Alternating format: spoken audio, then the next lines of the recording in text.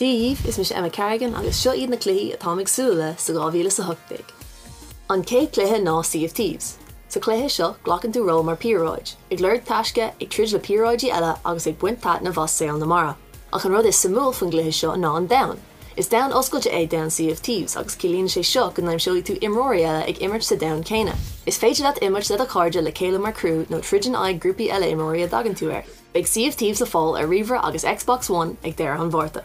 An dar cluiche ná Ooblets. Má tá simagad na gluichí mar Animal Crossing nó Stardew Valley ba chuirdead an cluiche seo a bhain trílas. Is cluiche fermíochta é Ooblets a bhaineann le plandaí a ás agus a íoc le de airme úscráidú agus le créiteoirí beaga a bhailiú. Ní raibh an measca seo feic a riamh a gluichí agus gealann an cluiche sáirglóite seo chun bheith anna samúil ar fad. Níl dát a crinn don scuile an fós ach beidh Ooblets a fáil ar riomhar agus Xbox One an bhliain seo.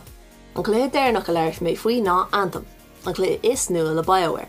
In Anthem imríonn tú mar freelancer, ceann don na léchar a déan lasmuid an cathair chun taiscéal agus chun an déire a cosint. Tá an dáansa cluiche ómhór agus is féidir leat eisiil timpeall nó tríd le pébagar te dagan tú ar leis an gúachta de javelin, exoskeleton gur féidir leat airthú agus uascráidú. Na graficí iontacha agus gameplay taitnamhach go dainn is é seo ceann chun brathnú amach chéir san óir le fáil a riomhara PS4 agus Xbox One. Sin é mór rá de cluichí ag teacht amach sa 2018. Gur míle agus feici mé sibh go luath.